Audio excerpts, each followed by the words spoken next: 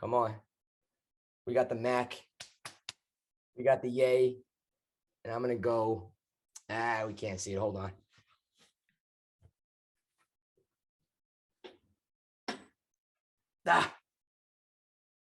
There's the wave. Plant it on me. Plant it on me. Come on. That's dedication right there. I'm all in.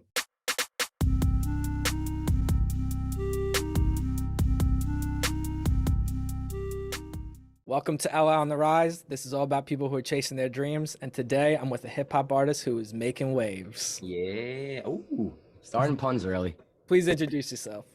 Yeah, what's going on? Yeah, I go by Third Wave. Originally from Long Island, New York. I reside in Westchester now, a little north. Been making music for a little bit since college, but started getting serious about 5 years ago, probably. It's been a nice 5 years, man, and getting ready to get this new album out. I've been sitting on it for a while, like we talked about previously. Pandemic setting everyone back. I wanted to wait till I can do the live shows again. So we got scheduled live shows coming out. We were sitting on albums, and I don't know, man. I'm just excited to talk about it, talk to you, and let these people get the music. Because, like I said, I've been sitting on it for quite some time. So I'm ready to rock. I'm ready to go. Awesome, man. I'm glad you're up on here. And Yes, you're an artist. You've been grinding it out, like you said, for 5 years. yeah. And I've listened to the music. I've listened to the albums you had. I see the shows that you have performed at. And I Mhm. want to know, what do you like about the Long Island hip hop scene, and what do you not like about it? Oh, okay. I like the scene that I find myself like involved in, and the artists that and the producers that I like and that I mess with and I go to. Everyone wants to see each other do well, and that's a circle that I want to put myself in. So I think I would say what I like about the circle that I'm in is everyone wants to see each other do well. We hook each other up with the features. We call each other for shows. We open for each other. We don't care who's first on the set list. We don't. It's a selfless kind of thing. And I would say the part that I don't like about it is I've been in it, I've seen it, that it's kind of the opposite, where everyone's out for themselves. And I think a lot of people, they have this persona where they think they're a lot bigger than they are. And they have this bravado when you're buying your streams and you're buying followers. Like it's very see-through, it's transparent. So I think some people do it for the wrong, that's not just Long Island, it's anywhere.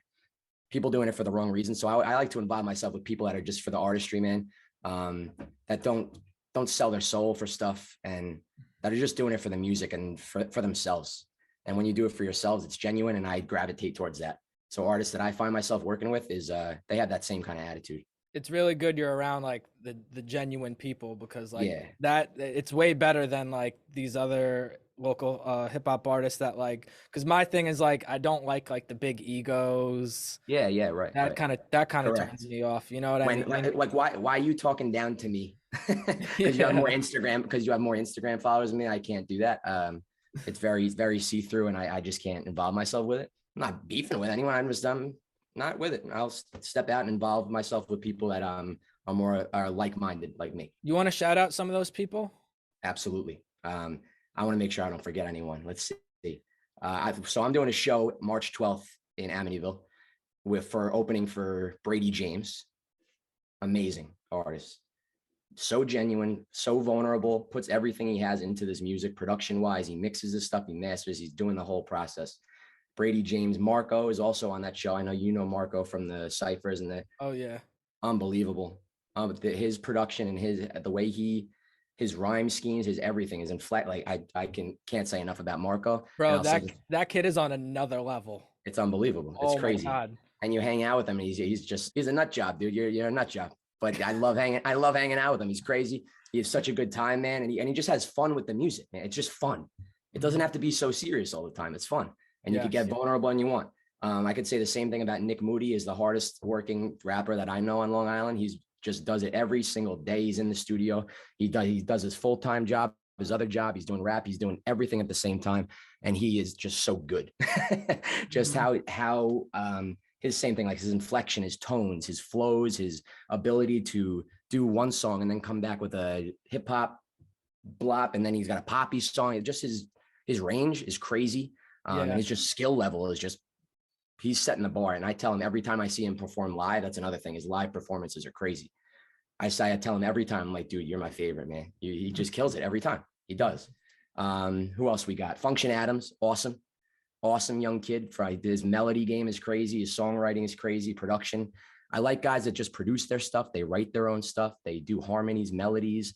I'm into like the poppy sound. Like I do the harmonies and the melodies, and I like writing like poppy music. So I relate to him on that front. Who else we got? J6, Buddy Lofton. Great rappers, and these guys are all on my album, by the way, too. So it's no coincidence. Like they're coming to help me out. They're supporting me in my album. And I love that. Who else am I thinking of? Bluff. You know Bluff? I'm not sure. BLVFF. He goes by. Producer. He owns I think Root Deep Productions. He has a studio out in Nassau. Unbelievable producer. Unbelievable. Like guitar, he's doing drums, and he's mixing everything. He's mastering everything. You come through, you send him stems, he's going to mix it for you. And he's one of those people that I feel almost like disrespectful sending him stems through an email. I'm waiting to work with him in person and get to form that relationship and really make songs from scratch rather than finding beats on YouTube and rapping over it and sending him the stems. I want to form that relationship with a producer, and he's the guy, man. Just where his head's at, his perspective on the industry and music and how you should carry yourself. And I just relate to everything. He's awesome on Twitter too.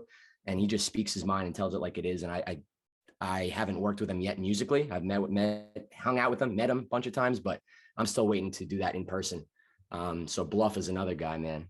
Producer wise, Bluff, Henny, you know, Henny. Yeah. His name's been coming up a lot. Yeah. Henny's crazy. He works at Beach House Recording with Polo Hayes and forgot Juan Engineers too. I haven't worked with him yet. He hasn't mixed my stuff, but I know he's awesome too. Henny is awesome with the mixing and the production. Metro, you know Metro? I know of him. Yeah, he produced it for, and I forgot my guy Johnny Drama too. Yeah, shout out to Drama. Has every reason in the world to be like a little cocky and a little stuck up, and he is the furthest thing from that. He's such a humble guy, so nice. I performed with him. I've hung out with him at shows. I've got onto his shows to support. He's just such a nice dude, man, and makes awesome music that you can just vibe to. He's another one that's so diverse. So I couldn't forget him too. And I know he's got a lot of fans on the island. A lot of artists look up to him in a way. So yeah, definitely Drama too. And as you could tell, I don't mind giving people their flowers, man.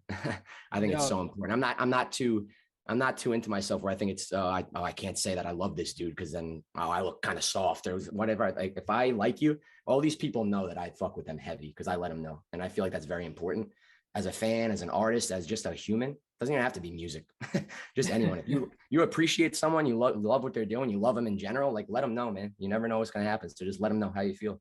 I'm all about that. Yeah, I completely agree. And it's nice that you didn't just have one or two on the album. You got all those guys on your album. So it just shows how much you appreciate them and you fuck with them. Yeah. And if I forgot anyone, like, if I fuck with you, you know that I fuck with you. So if I forgot you right now, I'm trying to think of 20 different things to say. So if I fuck with you. Yeah. He's on the spot, people. Give him a break. Yeah, come on. I'm sweating a little bit. I'm a sweater. So now I want to start getting into your music. Sure. So I heard one of your tracks, Stay the Same. Yeah. Really great song, has a really great hook. Yeah. And towards the end, there's actually a clip at the end of the song where you call the Breakfast Club. Yeah. Can you just explain that story to people that kind of want to know how that happened and everything? Sure. Yeah. I have I got the Breakfast Club plug. So I know someone that I went to college with. He works for the Breakfast Club. He's right in there managing equipment and stuff, like right in the studio with Charlamagne and Angela and DJ MD. So he hit me up when I was releasing new music. I was doing a run where I was doing freestyles on Instagram. Like I was writing verses and doing over like popular beats that were out at the time. So he saw a couple of them. He's like, dude, you should spit a verse and call in and I'll get you at the top of the list and just spit it for Charlamagne. They had some segment where it was like, what's pissing you off this morning or something? So people would call in and say, just tell them what's pissing you off at that time. So I was like, I told him, I'm pissed off at all these, like I just said, these rappers that are doing it for the wrong reasons, don't give a fuck about the artistry or being genuine. They just care about the moment. And I said, do you mind if I just spit a rap real quick? And I spit an a cappella rap for Charlamagne live on the radio. And he told, I had to throw it on the album just because it was hilarious. He told me he loves my lyrics and my message and everything I go for. He told me I sound like every white dude that tries to rap in jail. So I don't know what the hell that means. It was funny. It's hilarious. But the fact that Charlamagne told me that he likes the lyrics, he messes with me, and he likes the direction of like my raps and everything, I thought it was awesome, man. Because he could easily smash me. He smashed Post Malone live on air. He smashed all these dudes and shit on them live on air. So he could easily let me have it. But the fact that he told me that first and then got his jokes off, like I'm taking that to the bank with Charlamagne, man. That's a tough critic. Oh, for sure. That's one of my like role models, like yeah, man, being a podcaster. And you're right, he's very blunt and he don't give a fuck, and he just says it how it is. So it means a lot. He said you had good content and good lyrics. That's for sure. On recording. So yes, exactly. So I had to get it on there. Like you said that. You said like I rap like every white dude in jail, but I got good content and lyrics, whatever. I don't plan on going to jail anytime soon, so we'll be all right. I really enjoyed listening to your album because you have a lot of variety to it, and every song is a little bit different from the next. I'm glad you said that. And that's when it comes to the beat selection, when it comes to the things that you talk about. And I just want to give some examples. So you have a song, Down on Your Luck. It's kind of like more of a dance vibe, and it's about staying positive. Yeah, correct. Yeah. And then you have Whatever, Whenever. It's a very catchy, like mainstream hip hop song, and it's about just like being grateful. Yes, exactly. And then you have a song called Ecstasy. That's a club banger. and we're talking about fucking in that song. We're doing some fucking. That's hilarious. Yeah, you're right. You say you got me thinking about the things I would do to you. Oh my God, yeah. But I really like the line though, really creative line. I don't want to talk to you anymore. Just want to hear your body language more. Yeah, there you go. Yeah, there you go. I told you the other day before we did this that I'm such more of a lot more of a concept guy and an album guy rather than doing the singles. I just find so much more joy in like creating like a big project. It's like writing a book. It's like doing a movie, creating a whole project rather than just doing a commercial or a paragraph. It's the whole deal. So when I dive into making an album, like I take it seriously from the artwork to the message of it. And A Beautiful Storm, you hit it on the head, is my first album, Uncharted Waters, being an analogy for not knowing where you are in life. When you're on uncharted waters on a boat, you don't know where the hell you're going. You've never been to these places. You don't know where you're heading, but your only option is to just go and keep going until you find comfort, until you find that safety. That's the analogy for that one. And then In Beautiful Storm is kind of the aftermath of Uncharted Waters. So you kind of see where you're going. You've been through the struggle, but you're finding the beauty in the struggle. So finding that beauty in the storm, and on the cover, you have like the gold message, the message in a bottle washing up on the beach, like a little symbolism for finding the gold message, or finding the gold in like tough situations or storms, or just finding the beauty in the struggle. So I kind of try to plant songs, keeping that same theme, but addressing it in different ways. And then you have songs like Ecstasy, where I guess it's just kind of a break and I just want to have fun with this. My life, I've been through tough times, I've been through shit, but I have fun a lot too, man. I have fun. So I want to do fun songs too. And that brings me to the point that I wanted to make to you, that I found I leveled up as an artist when I could talk about maybe sad, depressing things that I've personally been through, but making it digestible for a listener. Because I could make sad songs all day with sad piano, guitar ballads, and harmonies, and people aren't going to be interested in hearing my sad shit all day. It's great for me as a journal entry. It's like a journal for me. And I do a lot of songwriting songs that'll never see the light of day because it was for me. But I leveled up as an artist where I could take those songs like Stay the Same and Whatever, Whenever, and Down on Your Luck is the lyrics are depressing as shit, but it sounds like a Caribbean, like dance hall type club kind of song. So I'm making the message more digestible to a listener when they could still relate to some serious stuff. It doesn't have to be about, I spent a rack at the club, like whatever, you know what I'm trying to say. It doesn't have to be like that. You can make a clubby type song with a important message. And when I figured out that I could do that, I think I leveled up. I definitely agree with what you said. And you're right, how you want to make songs that came from you, that's true to you, but you also want to think of your audience and your listeners. And it's nice that you meet 50-50, because a lot of artists are just like, I just make what I want. And it's like, well, if you're finding success, you kind of gotta, you know what I mean? You kind of got to meet in the middle. So it's good that you grew to that point. Yeah. So if I can always stay true to me with the songwriting and the like my melodies and my harmonies, which I find a lot of pride in with myself, then it's going to come. Like the people are going to listen. And if it's meaningful things with great production, like it's going to be, it's undeniable. It's at a point. I don't put out music that I'm kind of questioning. Is this good? Is it? I will sit on stuff forever until I think it's dope. And that's a gift and a curse for me. Some of my friends like, dude, put this shit out, dude. What are you doing? So this year, like after the pandemic, when I start doing shows, I'm going to start putting out more music, start recording at a higher clip and put more music out, because I can't be sitting on stuff because it's got to see the light of day. I get too into my head and start thinking about overthinking stuff. But I just want to make sure my album is right for me. And I want to be proud of what I put out. I don't want to put out bullshit. So I just want to be really proud. I think I do albums the best rather than singles. And I like putting together a concept and telling a little story about myself. So this next album is it's kind of like a trilogy thing where like, okay, Beautiful Storm, finding beauty in the struggle. And then like, what's coming after that? What's the title for the next project? A couple, I think my good friends I got will know that, but I think I'm going to roll with Sunflower Dreams. And I thought of the concept of the cover first. So it was kind of backwards than the other ones. I thought of the cover concept first. I'm going to have my extremely talented artist friend, Robin. I went to college with her as well. I have a lot of talented people that I went to college with, by the way. It's absurd. She does all my artwork. She did A Beautiful Storm. She painted it by hand. And she's done my tattoos that I got. She's a tattoo artist now, and I'm going to go to no one else but her for the next one.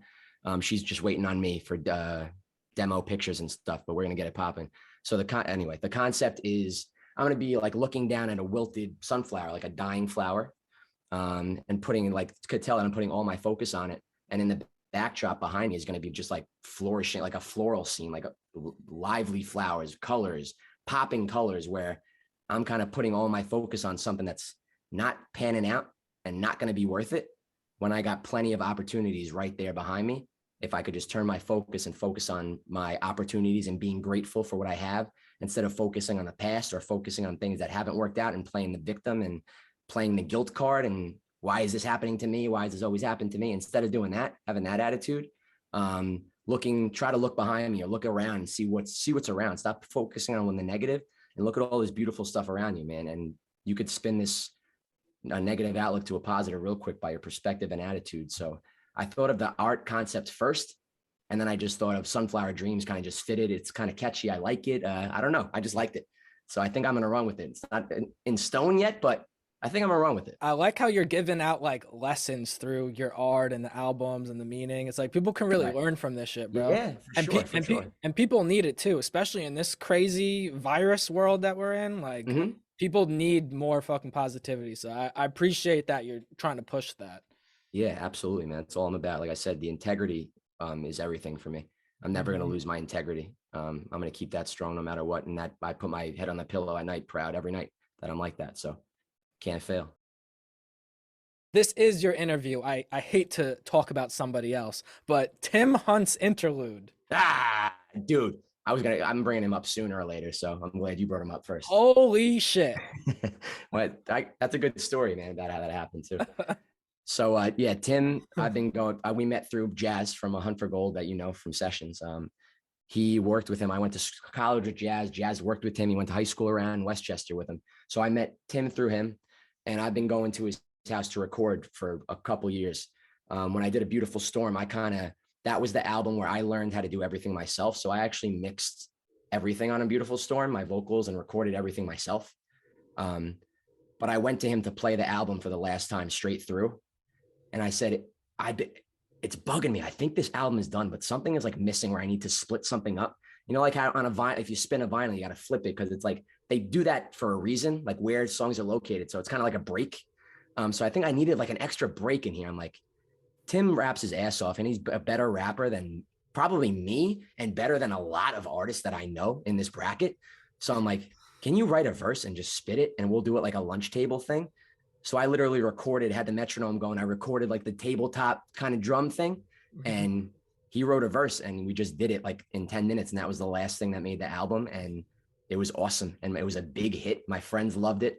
I did a listening party. I don't know if you saw the Beautiful Storm documentary that Tim did, filmed and put together. Yes, my friends listened to that. That was like a fan favorite when the first time through. So it was awesome. I loved the addition, and he crushed it. So that was awesome. Just how organically and natural that me and Tim worked together, that happened. I was about to upload the album to TuneCore or whatever. I put it on Amuse and let it rip. But I was like, I think we need something from you, man. And he was just more than happy to do it. He loves getting his bars off. And the most hilarious part about it is he fucking kills it. And right when he's done, you seem so unimpressed, and you you're like, all right, like let's go. What did I call? I call it, all right, camera guy, let's go. Turn the mic off. Let's shoot a video, man. All right, camera guy, take it easy. Yeah, exactly. We tried to do a little skit in there. Yeah, it was perfect. I'm so glad we did that. That was fucking hilarious. Yeah, that was great. We've been having a lot of fun with this interview, but I do want to take it to a serious note because there's something on your album that really stood out to me. You have a song, Self-Worth. And you give a speech at the end. You basically say emotions are like waves. Sometimes the wave is too big to go through. Sometimes you have to ride the wave. Life can be like a storm, but sometimes it's beautiful. You want to like explain that a little bit more? Yeah, someone said to me one time, and as soon as she said it to me, it stuck to me, and it never left. And she told me that I was going through a real tough time. I lost a friend. I was going through stuff with work and jobs and finances and where I'm going to live and what I'm going to do, the stuff that every 20-something-year-old goes through. And I was having a really tough time. And someone said to me that, you know what, like, stop trying to defend and deflect and not let anything through.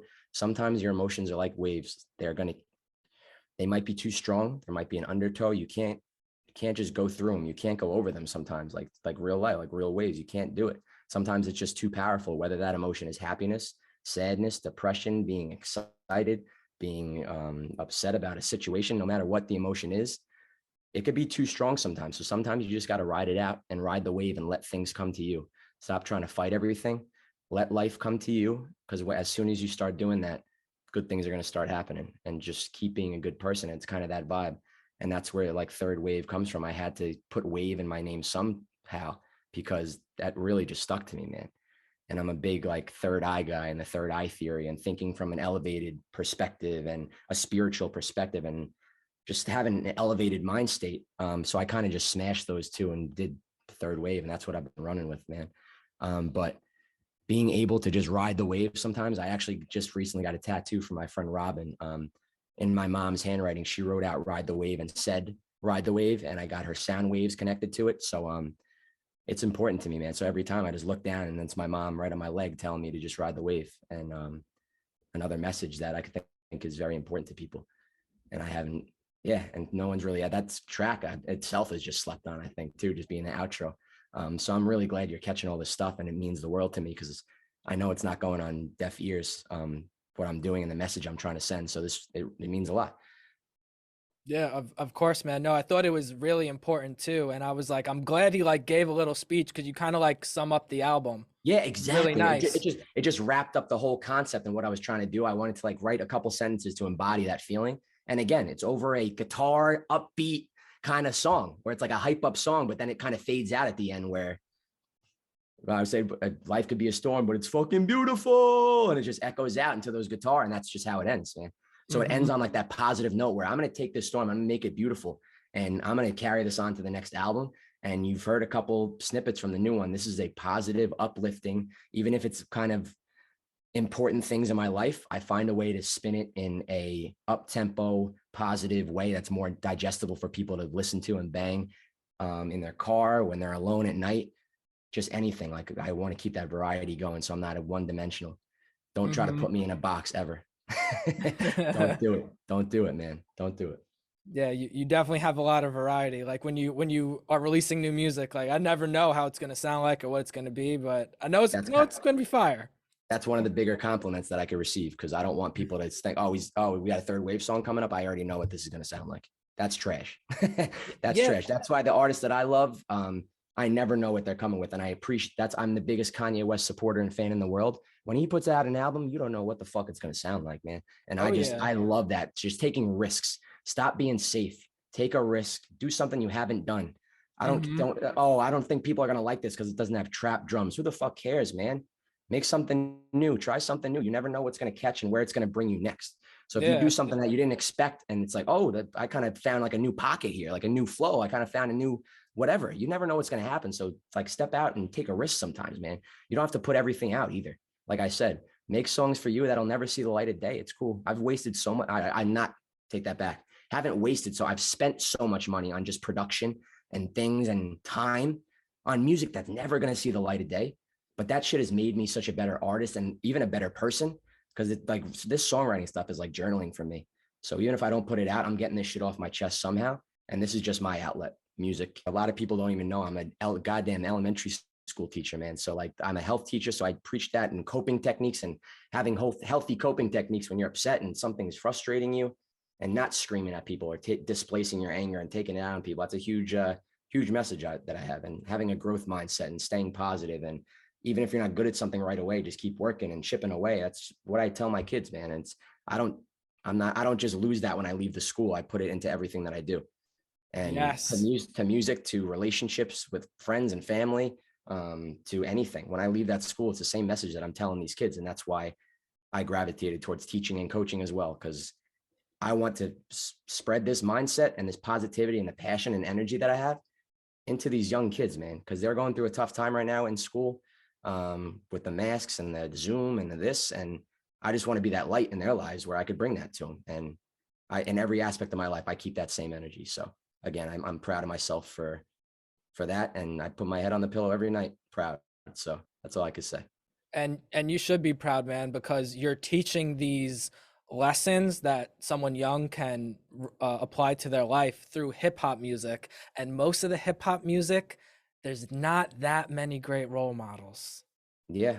Do you know, with the content Yeah. of the music and what they talk about? There's a few exceptions, because I know people are going to watch this and be like, well, what about this guy and this guy? Yeah. But like Yeah. by large, though, you know, hip hop's so popular, and the thing that's cool in hip hop is like the thing, you know, Yeah. I'm gonna get myself in trouble if I keep No, going, but yeah, fuck it, dude. It's all good. I know exactly what you're saying. There's art, and I just that's why I don't care like who's mainstream and who's got the Grammys and who's got hits and who streams more. Like I just listen to people that I just genuinely fuck with their music.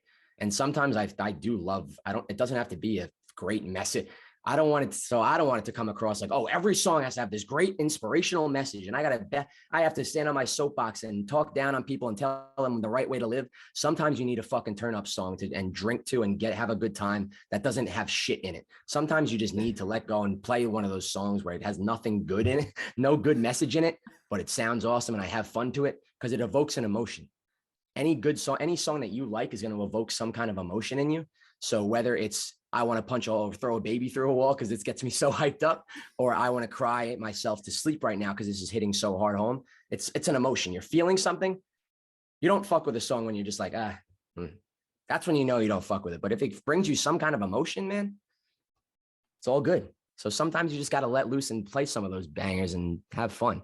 And sometimes you need a little message and some kind of something to aspire to be and some inspiration. So I just like having a good little mix.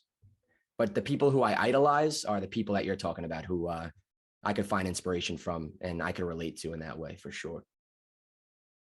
is there any mistakes that you made being an artist? You've been at it for 5 years, you produce yourself, you're writing songs. Is there a mistake that you can mention that could help other people who are local hip hop artists that they could avoid? Giving a shit what other people think. I used to get caught up in it and think I'm not putting this song out because it's not dope. People aren't going to like it. I'm not going to do this because I don't really sound too good. I don't have the voice for it. I'm not a great rapper. I'm not. Doubting yourself and thinking about what other people think is the worst thing you could ever do. And it's so hard as an artist because you're vulnerable and you're opening yourself up to criticism from people who don't know what the fuck you're going through. First of all, especially if you have a bigger fan base and people that don't know you personally, it's easy to fall into a trap where you're just thinking about what other people are going to think of your music. And if they're going to think you're corny for being a rapper, because it has a negative connotation. And once I dropped that act and I just said, listen, I'm going to learn how to do all this shit myself. I'm going to buy all this equipment that I have all around. I'm going to learn how to mix. I always tell my friends, I graduated from YouTube University. You could learn how to do anything you want on YouTube, dude. So I studied it. I learned how to mix my own records and record it myself, and stopped caring about what other people thought of the music, man. And just when I realized I was doing it for myself and like I said, this journal entry stuff and just getting stuff off my chest and realizing that is what was making me happy. Not that I got 20,000 streams on a song, which is really awesome for me. Not because I got a certain amount of people hitting me up for my album. when I'm proud of my album, that's how I know it's good. When I love it, when I would bump it and I would like, so I would say just, I know it's tough because you're vulnerable and you're opening yourself up to criticism. And not a lot of people have the balls or courage to do it. So anyone who's an artist, you already have my respect. I don't care if I like your music at all. You have my respect from the jump because I know how tough it is to open yourself up. But don't care about what other people think about your music. If you love it and you're passionate about it and it makes you truly happy every day when you're doing it, you have to roll with it and you have to keep going. So that's what I would drill home. Performing live, whether it's for 5 people or 500 or 5,000, it's tough, man. It's tough to do. And you're not only putting yourself vulnerable online, for now you're in person. Now you're up front in front of people and to be critiqued, and not only to be able to. So I'll say a lot of people could stream a lot of songs, and I'm just talking about the people that I know in Westchester and Long Island in my bracket. You could have all the streams in the world. You can't sell tickets and you can't perform live. A lot of people can't do it. You could tell me you have a big fan base when I see you pack out a venue, then I'll believe it. When I see you performing live, then I'll believe it. A lot of people just can't do it. And performing live is such a hard thing. And so I give, again, the most respect in the world to people that could get up there and do it. And I take pride in my live shows. Like, I'm not going to get up there and bullshit. I'm going to have the energy. I'm going to jump around and I'm going to get into it. So it's not like a bullshit live thing. So yeah, performing live is a whole different animal too. Getting people to leave their home, yeah, go to your show, bro. Yeah, it's very different from me being in my bed in my underwear and I'm streaming your song that I came across. Just I wasn't even looking for you. Spotify recommended it. You know, that's when you know.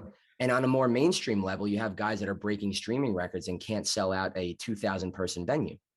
It doesn't make sense. Where are your true fans? Yeah, yo, Russ, have you heard Russ talk about this? That's how he's like people got a bigger fan base than me, but they can't do the shows I do. That makes no fucking sense. So what kind of fan? That's not a fan base then. That's you're popular to stream. That doesn't mean people are going, like you said, leaving their homes, buying tickets. Their hard-earned money, especially nowadays, hard-earned money to go and just hear your voice live.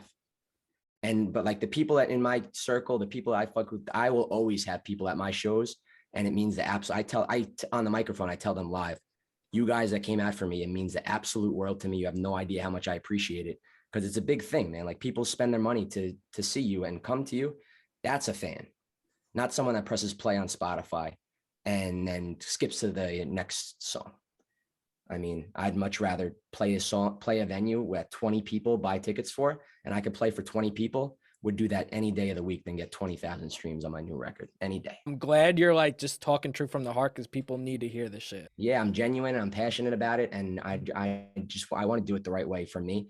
So I don't feel like I don't have any regrets. Like, wow, I shouldn't have sold that out like that. Wow, I shouldn't have done that. And I've made mistakes in the past and worked with the wrong people. And just because I thought it might look a little bit better. And like I said, the last few years, that's come to a stop. I'm doing everything myself on my own time. I'm working with who I want to. And the people that respect it will hook me up, man. They'll come through for my album. They'll do a studio session with me. Because they feel the same exact way. And we connect on that aspect. So again, just surrounding myself with these like-minded people is everything in music and any aspect of life, any route you take. Doesn't have to be music. Just surround yourself with people that you genuinely like, enjoy being around, and that are going to bring you to a next level. Not bring you down and not just be there when it's convenient for them. When you're down, they could pick you up and you could go to them and they don't just call you when they need something. So another thing, I'm going off on tangents, but just a lot of important stuff for me that I try to do in this music game. I respect what you're doing. I respect the messages you're putting out. I know you're a hardworking artist, man. The project, The Beautiful Storm, is it's a solid project. Thank you so much. I really appreciate it. And that's why I can't wait, because this next one is just a level up, I think. And if you're saying have all this stuff and you did this studying, you have all these themes that you caught on to, I can't wait for what you say about the next one. Yeah, man. And another thing too, like even after this interview is released, you send me the album or some songs you want me to promote up on the page, I got you, bro. That means the world to me too. This has been a phenomenal interview, bro. You're a phenomenal guest because you have a fucking message, bro. Thank you. A lot of people do not have that. So it's nice to have you up on here. You're the type of guest that I want. You have solid music and, people could watch this interview and learn from it. So thank you for coming on here for real. Of course, man. Yeah. And before we wrap everything up, just let everybody know where they can follow you and listen to the music. Yeah, man. So you can follow me at Third Wave, THIIIRDWAVE. That's Instagram and Twitter. It's my name on Spotify, Apple Music. So it's the same all the way around. I'm doing a show opening for Brady James with Nick Moody. We got Marco. We got me. We got Smirk. We got Daniel Morrow. Unbelievable lineup. First show back in a minute. I'm going to be performing all unreleased joints, all new songs. I'm going to be trying it out for people. I'm so excited to get back on the stage, man. That's March 12th. So cop tickets for that. And this album is going to come out sometime this spring. I'm going to put out some videos, and I have to shout out my great friend and who's helped me out so much, Tim Hunt, on these videos. Go follow him at Hunt for Gold on Instagram, man. I think it's, let me get him right. Let me do my guy right. He's changed a couple times. If you need good video work, any artists out there listening, please hit up my guy, Tim Hunt, for the absolute butter. Hold on one sec. All right. Hunt for Gold, HUNTFRGOLD. You're going to find all his work there. So if you need a video or photos or anything, you go hit up my guy right now for the work. Quick plug. Yeah, I had to. Like I said, man, people I fuck with, I'm bringing them with me. So listen, March 12th, we're performing this new stuff live. This album is coming out spring. I'm going to start getting live, releasing these 1-minute songs, videos over some popular beats like I used to, and just get back in my bag, man. I'm just excited to be active again and do these live shows and get this music out there. And for you, I really appreciate you having me and let me get this stuff off my chest. It means the world. Of course, man, anytime. And another thing too, for everybody watching, for the show he just announced, if you ever been curious about the Long Island scene or what the musicians out here have to offer, go to the show. You'll be very fucking impressed. Please. This was it. This show is it. If I had to handpick a lineup for my own show, same thing. And Brady, like I said, Brady is open for me. When I was at Revolution, we've gone back and forth. So it's like, we just fuck with each other. We want to put on a great show, and we're going to invite each other on. And this is a hell of a lineup. So if you ever, like exactly what he just said, if you want to check out this scene, it's a wide variety of sound too. Very wide variety. You're going to get a little bit of everything. So if you're around in the Long Island area, Amityville Music Hall, right in town, right on the strip in Amityville, March 12th, come through. Thank you so much for coming on here, man. This was such a great interview. Thank you. Of course, man. I appreciate it so much.